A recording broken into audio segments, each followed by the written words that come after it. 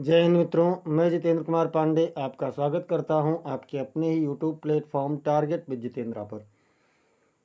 मित्रों, UP TET की परीक्षा की तैयारी के लिए कल हम लोगों ने पर्यावरण अध्ययन का क्लास देखा था। परसों हिंदी की क्लासेस देखी थी। तो इसमें हम लोग हिंदी, पर्यावरण अध्ययन और संस्कृत, इन सब चीज़ों की क्लासेस को कम्प्लीटली देखने वाले हैं और आपको समस्त क्लासेस मिलते रहेंगे। साथ ही साथ बाल विकास का भी क्लास आप लोगों को मिलेगा, कंप्लीट तैयारी जिसमें आप लोग बेहतर परफॉर्म कर सकें। उसके लिए ये चैनल प्रतिबद्ध है। आप लोग चैनल को ज़रूर सब्सक्राइब कर लें, बेल आइकन दबा दें, इस क्लास को लाइक करके इसे अपने मित्रों के पास में शेयर भी कर दें। चलिए देखते हैं पहले प्रश्न से। पहला प्रश्न कह रहा है, पारिस्थितिकी तंत्र में ऊर्जा का प्रवाह होता है, कैसा होता है? चक्रीय, द्विदिश, एक दिश या फिर अनियमित। चक्रीय मतलब क्या? ऊर्जा ऐसे ऐसे घूमती है, या फिर दो दिशाओं में ऊर्जा चलती है, या फिर ऊर्जा का प्रवाह एक दिशा में होता है, या अनियमित होता है।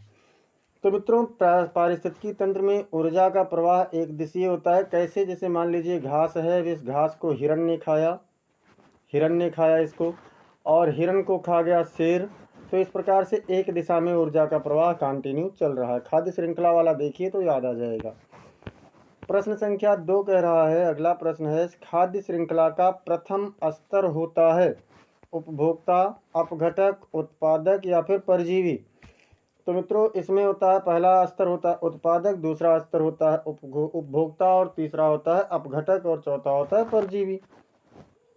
अगला प्रश्न है, निम्न में से कौन जैव अजैव घटक है? पौधे, पशु, बैक्टीरिया और जल। मतलब जैव अजैव पूछ रहा है कि जैव भी अजैव भी है, तो ऐसे में जल आपका है जो जैव अजैव घटक है, जीवों के लिए आवश्यक है, और इसमें जीव जंतु भी पाए जाते हैं और ये निर्जीव होता है। अगला प्रश्न है, ओजोन परत का मुख्य कार्य है वर्षा कराना और यूवी किरणों से सुरक्षा। यूवी मतलब अल्ट्रावायलेट यानी पराबैंगनी, ताप बढ़ाना, वायु प्रदूषण। तो मित्रों, ओजोन परत अल्ट्रावायलेट किरणों से सुरक्षा देता है। अगला प्रश्न है, जैव विविधता का सर्वाधिक स्तर पाया जाता है, कहाँ पर पाया जाता है? मरुस्थल में, ध्रुवीय क्षेत्रों में, उष्णकटिबंधीय वनों में या फिर पर्वतीय क्षेत्रों में। तो सबसे ज़्यादा जैव विविधता उष्णकटिबंधीय वर्षा वनों में पाया जाता है मित्रों। अगला प्रश्न है, ग्रीन हाउस गैस नहीं है पूछा गया, ध्यान रखना नहीं तो गलती कर जाओगे। कार्बन डाइऑक्साइड CO2 मतलब कार्बन डाइऑक्साइड, CH4 यानी मीथेन, N2 मतलब नाइट्रोजन, और N2O मतलब नाइट्रोजन ऑक्साइड। इसमें से कौन सी गैस नहीं है? तो इसमें नाइट्रोजन केवल नहीं है, लेकिन नाइट्रस ऑक्साइड है, मीथेन भी है और कार्बन डाइऑक्साइड भी है। अगला प्रश्न है मित्रों, मृदा अपरदन का प्रमुख कारण है वन रोपण, अतिवृष्टि, वनों की कटाई या फिर जैविक खेती। देखिए, वन रोपण से जितना ज़्यादा वृक्ष होगा पर्यावरण फ्रेंडली होगा, मित्रोत होगा। अतिवृष्टि, अत्यधिक वर्षा हो रहा है तब भी कोई दिक्कत नहीं है, और जैविक खेती में भी कोई दिक्कत नहीं। लेकिन वनों की कटाई ये समस्या क्रिएट करता है और मृदा अपरदन का कारण बनता है। निम्न में से नवीकरणीय संसाधन हैं, कौन से हैं? कोयला, पेट्रोलियम, प्राकृतिक गैस या फिर सौर ऊर्जा। नवीकरणीय संसाधन पूछ रहे हैं मित्रों, तो नवीकरणीय इसमें सौर ऊर्जा है, बाकी ये सभी अनवीकरणीय ऊर्जा है।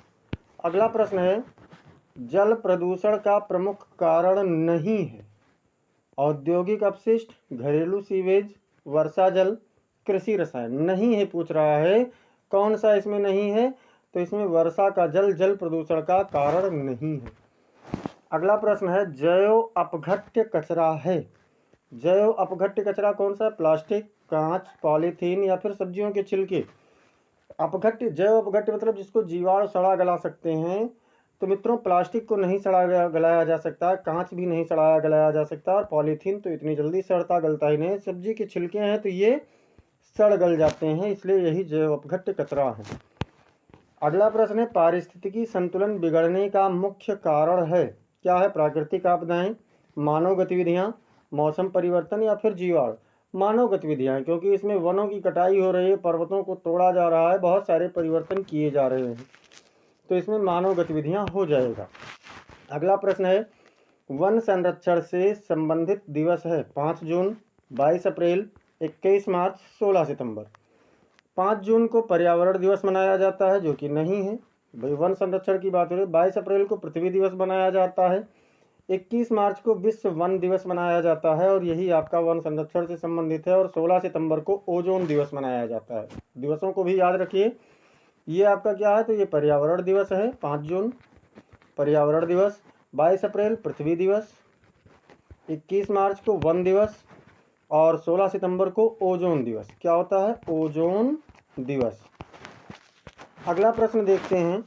अगला प्रश्न कह रहा है निम्न में से कौन अपघटक हैं, शेर, घास, कवक या फिर हिरण। तो घास उत्पादक है, हिरण प्रथम स्तर का उपभोक्ता है, शेर द्वितीय स्तर का उपभोक्ता है और कवक अपघटक है। अगला प्रश्न है ध्वनि प्रदूषण की इकाई है, ध्वनि प्रदूषण की इकाई है हर्ट्ज या फिर डेसिबल या फिर जूल या फिर वाट। मित्रों ध्वनि प्रदूषण की इकाई होती है डेसिबल। हर्ट्ज जो होता है ये तरंगों की इकाई होती है, ध्वनि तरंगों की। जूल कार्य का मात्रक है और वाट शक्ति का है, शक्ति अर्थात पावर, पावर में आने पर वाट लगा देंगे। अगला है मित्रों पारिस्थितिकी पिरामिड दर्शाता है, क्या दर्शाता है, ऊर्जा, संख्या, जैवभार या फिर सभी। तो जो पारिस्थितिकी पिरामिड होता है ये इन सभी चीज़ों को दर्शाता है। 3 प्रकार के पारिस्थितिकी पिरामिड होते हैं, ऊर्जा पिरामिड, संख्या का पिरामिड और जैवभार का पिरामिड। अगला है निम्न में से कौन राष्ट्रीय उद्यान है, कौन राष्ट्रीय उद्यान है, सरिस्का, जिम कॉर्बेट, केवलादेव और दुधवा। तो मित्रों ये सभी और सभी नेशनल पार्क हैं, यानी राष्ट्रीय उद्यान नहीं है। लेकिन जिम कॉर्बेट क्या है, ये राष्ट्रीय उद्यान है, पहला राष्ट्रीय उद्यान। और इसका प्राचीन नाम था हैली नेशनल पार्क। क्या था, हैली नेशनल पार्क। 1936 में इसकी स्थापना की गई थी, बाद में इसका नाम परिवर्तित करके किया गया जिम कॉर्बेट। अगला प्रश्न है जलचक्र का मुख्य स्रोत है, समुद्र है, नदी है, झील है या फिर भूजल है। जल चक्र का प्रमुख स्रोत, तो इसमें समुद्र है मित्रों, समुद्र से सबसे ज़्यादा जल का वाष्पीकरण होता है। अगला प्रश्न है पर्यावरण शिक्षा का उद्देश्य है, क्या उद्देश्य है, जानकारी देना, जागरूकता बढ़ाना, सकारात्मक दृष्टिकोण विकसित करना या फिर उपर्युक्त सभी। तो मित्रों इसमें सभी चीज़ें हो जाएंगी, क्यों, क्योंकि जानकारी भी देता है पर्यावरण शिक्षण, जागरूकता भी बढ़ाता है और सकारात्मक दृष्टिकोण भी विकसित करता है। अगला प्रश्न है निम्न में से कौन जैव विविधता का घटक नहीं है, प्रजातीय विविधता, आनुवंशिक विविधता, पारिस्थितिकी विविधता या फिर औद्योगिक विविधता। इनमें से कौन सा कह रहे हैं कि जैव घटक नहीं है, पर्यावरण का जैव विविधता का घटक नहीं है। तो मित्रों इसमें से औद्योगिक विविधता जैव विविधता का घटक नहीं है, बाकी सभी हैं। अगला प्रश्न है सतत विकास का अर्थ है, सतत विकास का क्या अर्थ होता है, तीव्र विकास, संसाधनों का अत्यधिक उपयोग, भविष्य को ध्यान में रखकर विकास या फिर केवल आर्थिक विकास। तो मित्रों भविष्य को ध्यान में रखकर जो विकास किया जाता है उसे ही सतत विकास कहते हैं। अगला प्रश्न है कार्बन चक्र में सहायक जीव है, कौन से जीव कार्बन चक्र में सहायक हैं, शाकाहारी, मांसाहारी, अपघटक या फिर परजीवी। तो मित्रों इसमें जो अपघटक होता है ये कार्बन को मुक्त अवस्था में छोड़ देता है, बाकी कोई भी नहीं छोड़ पाते हैं। अगला प्रश्न है निम्न में से कौन वायु प्रदूषक है, वायु प्रदूषक, ऑक्सीजन, नाइट्रोजन, सल्फर डाइऑक्साइड या फिर आर्गन। सल्फर डाइऑक्साइड को SO2 कहते हैं और ये क्या है, वायु प्रदूषक है, दूसरा सबसे बड़ा वायु प्रदूषक। ये तेल शोधक कारखानों से सबसे ज़्यादा उत्सर्जन इसका होता है। अगला है वर्षा जल संचयन का उद्देश्य है बाढ़ बढ़ाना, भूजल स्तर बढ़ाना, प्रदूषण बढ़ाना या फिर जल अपव्यय।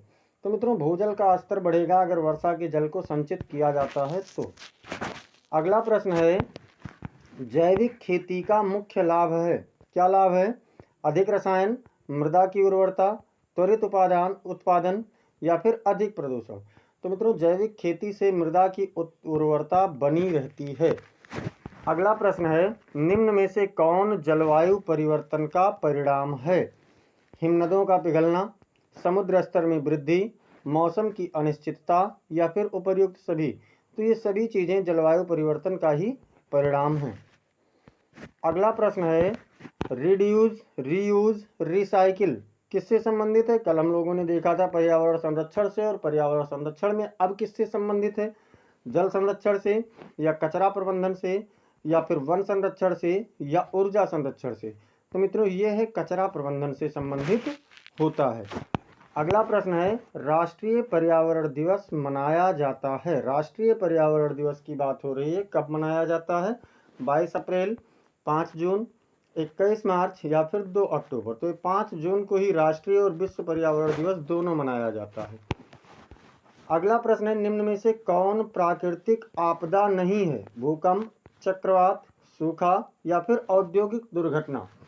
तो भूकंप, चक्रवात और सूखा ये प्राकृतिक आपदा हैं, लेकिन औद्योगिक दुर्घटना आपका कैसा है? मानवीय आपदा है।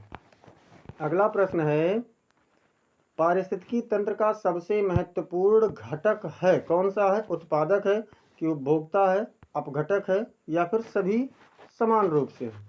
तो मित्रों सबसे महत्वपूर्ण अगर देखा जाए तो प्राकृतिक उत्पादन पारिस्थितिकी तंत्र में उत्पादक ही हैं। अगर उत्पादक नहीं होंगे तो कुछ भी नहीं होगा। अगला प्रश्न है, पर्यावरण संरक्षण का सर्वोत्तम उपाय है? कानून, शिक्षा और जागरूकता, दंड या फिर कर? सर्वाधिक सर्वोत्तम उपाय जो है मित्रों वो है शिक्षा और जागरूकता। इस प्रकार से आज के 30 प्रश्नों को हम लोगों ने देखा। ऐसे ही समस्त प्रश्नों को प्राप्त करने के लिए, समस्त क्लासेस को प्राप्त करने के लिए अगर आप लोगों ने अब तक चैनल को सब्सक्राइब नहीं किया है तो ज़रूर कर लें, बेल आइकन दबाना ना भूलें। इस क्लास को आप लोग लाइक कर दिया कीजिए, क्लास को लाइक कीजिए, शेयर कीजिए अपने मित्रों के पास में, और कमेंट सेक्शन में आप ज़रूर बताइए कि आपका कितना प्रश्न सही गया, और अगर कोई सुझाव है तो उसे भी ज़रूर बताएं।